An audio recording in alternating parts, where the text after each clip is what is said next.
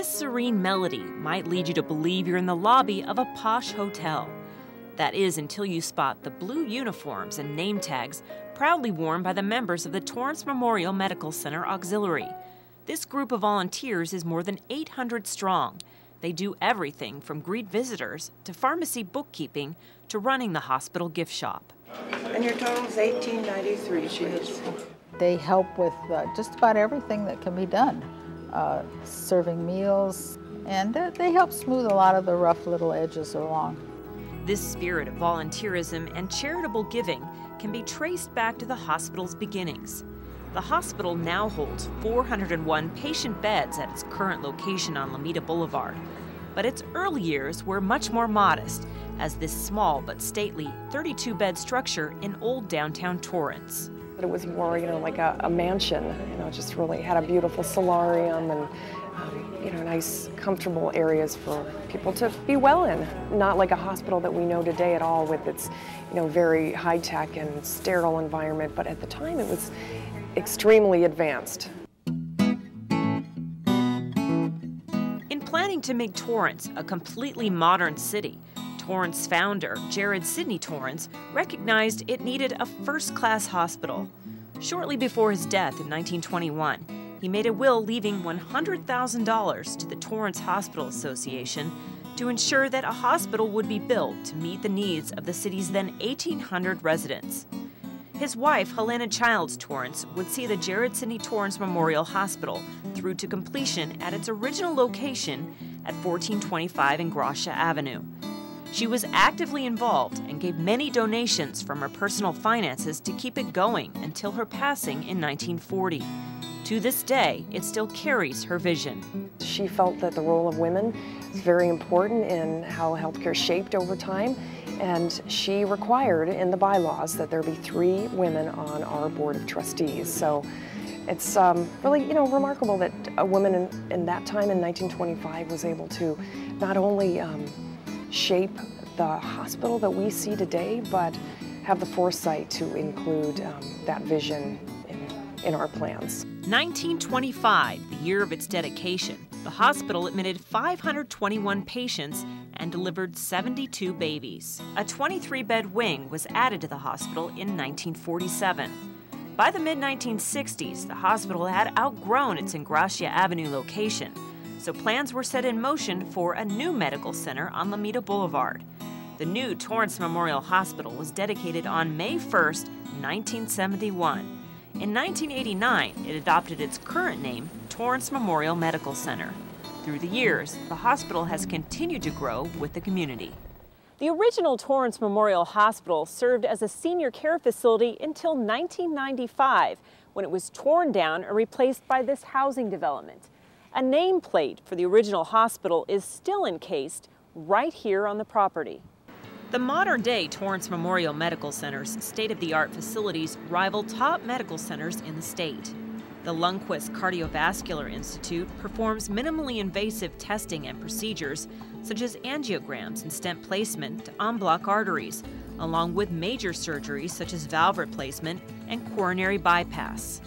The recently renovated Lundquist Emergency Department treats more than 5,000 patients per month and features an accredited stroke center. All new mothers and babies enjoy private single-bed rooms in the Family Birth Center, and a Level 3 neonatal intensive care unit offers special care to infants born prematurely and with special medical needs. In Dr. Hoffman's realm, the Grazia Dio Radiology Center offers the best diagnostic options available, including PET-CT scanning, a combination of positron emission tomography and computed tomography that creates the most precise imaging available for diagnosing and treating life-threatening diseases. We do most things that the major medical centers do. There's no reason to leave this area. We have great expertise and we have great depth of expertise. Of course, radiology is just, the technology is so dependent on scientific breakthroughs that we've been very fortunate. Fortunate also in the fact that the hospital has really supported this. While other regional hospitals have failed, Torrance Memorial has continued to thrive as a locally governed nonprofit medical center. I think for a community hospital, this is very unique. First of all, In terms of the governance, the fact that it is a standalone hospital is not dependent upon any church affiliation or any municipality or state affiliation. And in terms of the quality of it, I think that it probably ranks up there with some of the other major medical institutions within our community.